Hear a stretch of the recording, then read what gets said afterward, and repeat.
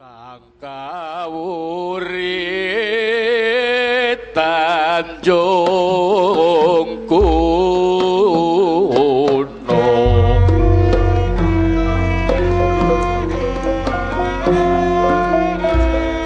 Dewa Tirta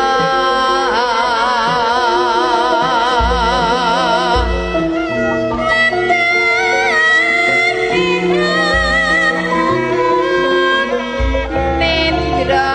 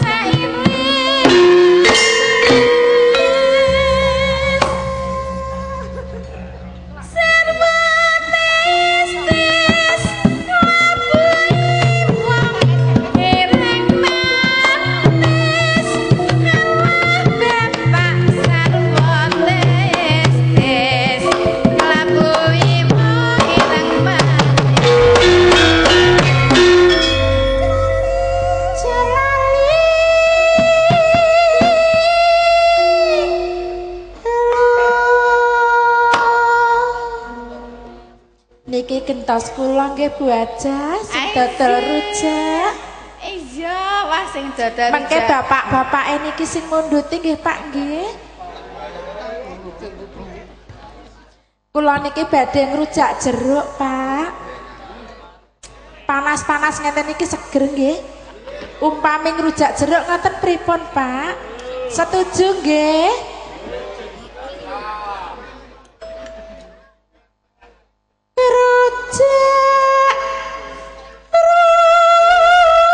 Rujak jeruk sepi jago abang atur.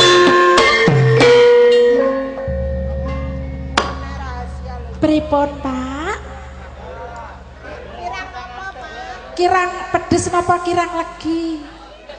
Oh, kirang pedes. Sekedap malih niki kula badhe kula tambahi lomboke.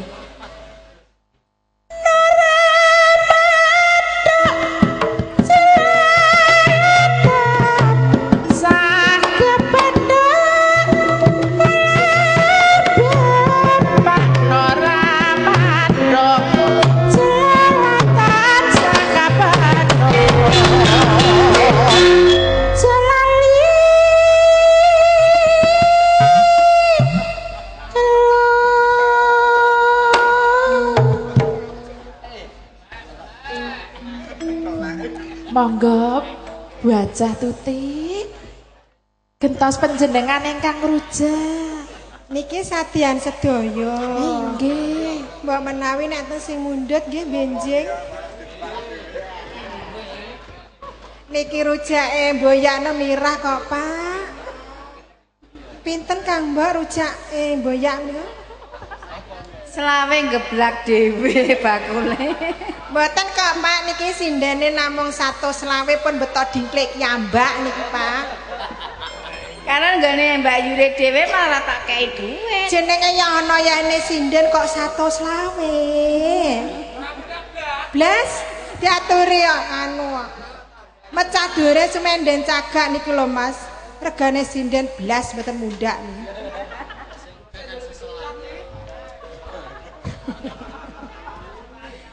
Lanjut. Ngerejak nongkrong ngejak emor sarjana. Rujake mbok rondo enak. Mas sumprit tenan. Alah ning kene ya tawa-tawa to ya. Deban arep entuk kaji tuwek. Are sing ngendang aja diplinteng lho nek itu. Tanggapan dengi bengi lho entuk-entukane wah SMS-an. Jane kaya apa to? Kaya dana wilopo jane. Ora Mas Kaji Senggring ora wong arep dirujak karo Mbak Yusri. Ayo yu dinggo wong loro. Dadi rondo lagi 2 tahun, Dik, ngenteni entek bancakane bojomu. Mboten niki wonten calon kula, Pak niki wingking kula niki. Ya ora apa-apa. Wong ngoten mboten napa-napa pancen wujute rondo mosok dadi ngaku perawan gitu. Dosa ya ben mbok menawa temu jodohmu ning kene Yayi, pun Kakang mangesteni Yayi. Mbak Yu nek jerubong karo kene iki mare kecedhakan nggih Pak nggih. Teko ndi ki engko? Bola-bale ben ganggu gayaku ae. Mbak, Mas kok ngeterke. Aduh, ganggu kamar. Niki lho, Mas kula sing antar jemput niku ya Mas ya. Duh. Peturo mah. Aja